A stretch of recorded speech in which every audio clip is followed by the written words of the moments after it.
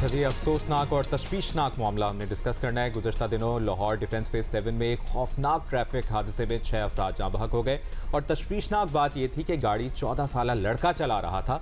Police ने कमसिन driver को गिरफ्तार करके मुकदमा तो दर्ज कर लिया है, लेकिन नज़र यही आता है कि कम उम्री का फ़ायदा उठाते हुए शायद लड़का किसी बड़ी सज़ा से बच जाए, मगर कवानीन के तहत इसकी ज़िंदगी किसी जेल से कम नहीं होगी। कम उम्र बच्चों का गाड़ी और बाइक्स चलाना मुल्क में आम सी बात है। हम रोज़ ट्रैफिक पर कम उम्र ड्राइवर्स देख रहे होते हैं। पंजाब पुलिस की जानिब से वक्तन फ़वक्तन इस बारे में आगाही मुहिम भी चलाई जाती है, लेकिन क्या कीजिए कि अक्सर वालिदैन इस पर तवज्जो नहीं देते और गाड़ी की चाबियां बच्चों के हवाले करते हैं। अच्छा, ये आपने बड़ी ज़बरदस्त बात कर दी है कि मैं इस बच्चे को कुछ नहीं कहूँगी। ये वालिदैन की जिम्मेदारी कसूर 100% ये पेरेंटिंग पे है, ये इसके वालिदैन पे है। और यकीनन ऐसे हुआ होगा, बच्चा जिद कर रहा था। है एक बच्चा 14 साल अभी उसकी जिंदगी को गुजरे हैं। 14 साल का बच्चा है जो अपने लिए फैसले नहीं कर सकता, उसके हाथ में गाड़ी दे दी है। गाड़ी दे दी है कि वो जाके सड़कों पे चलाएगा जहाँ हजारों लोग और हैं। This is criminal on the parents part. लिहाजा इसको शायद कम उम्री की वजह से सजाएं वो ना हो, लेकिन पेरेंट्स से पूछकर होनी चाहिए। और सिर्फ आगे ही मुहिम से अभी कोई फायदा नहीं होगा। एक तो ठीक है आगे ही मुहिम चल रही है, लेकिन वालिदैन को कुछ अपनी भी जिम्मेदारी है। ये लाड प्यार में कि जी बच्चा जिद कर रहा था, बच्चे ने गाड़ी चलानी है, बच्चे ने बाइक चलानी है। मुस्तनसर फिरोज हमारे साथ हैं जो कि चीफ ट्रैफिक ऑफिसर हैं लाहौर। उनसे बात, खैर फिरोज साहब आपसे क्या करें, ये सब कुछ हुआ है, मामला अभी हमने एक्सप्लेन कर दिया है, लेकिन आप ये बताएं कि कार्रवाई क्या होगी इस पे।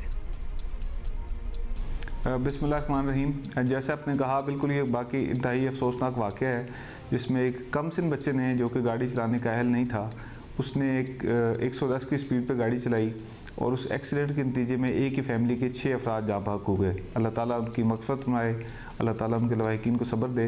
मैं बतौर CTO इस पर बड़े दुख और तकलीफ़ का इज़हार करता हूँ। मैं ये समझता हूँ कि मेरी और मेरी टीम की रिस्पॉन्सिबिलिटी है कि हम इस किस्म के वाक़यात को होने से रोकें।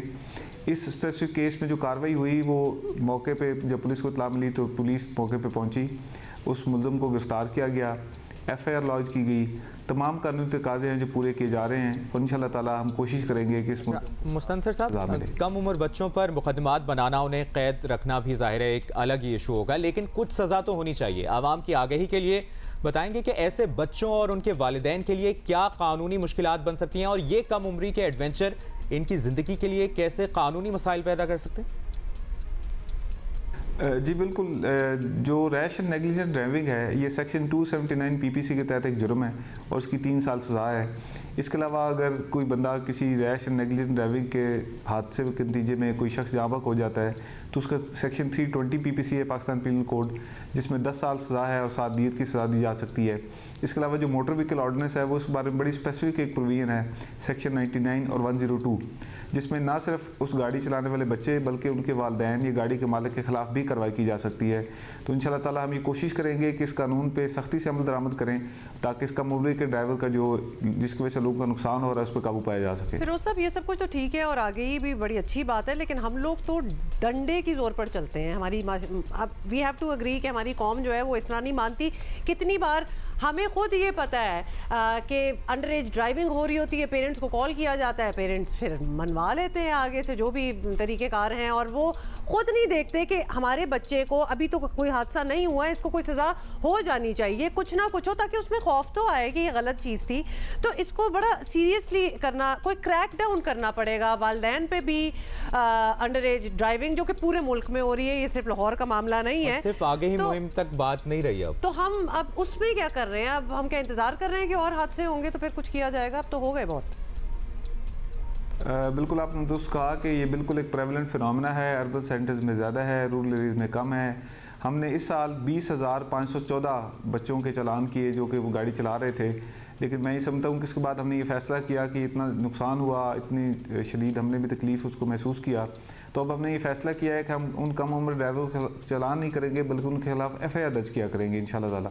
उससे ये होगा कि वो जो बच्चा है उसको किसी सरकारी नौकरी का वो अहल नहीं रहेगा, उसको वीज़ा मिलने में मुश्किलात होंगी, उसके एडमिशन में मुश्किलात होंगी, तमाम उम्र के लिए वो क्रिमिनल रिकॉर्ड जो है वो उसका पार्ट बन जाएगा, पार्ट एंड पार्सल, और जहाँ कहीं भी वो अपनी वेरिफिकेशन के लिए जाएगा ये चीज़ जो है उसका साथ देती रहेगी।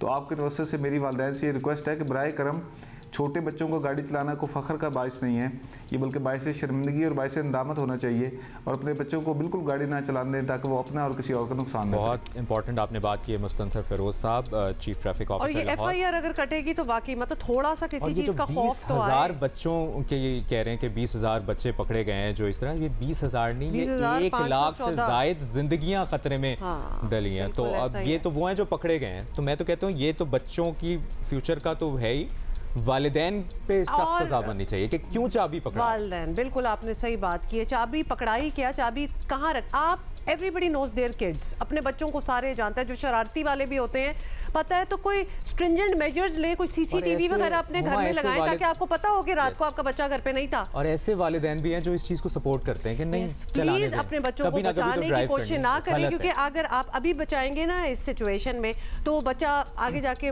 और भी बहुत बुरे काम करेगा, तो लिहाजा संभाल लें।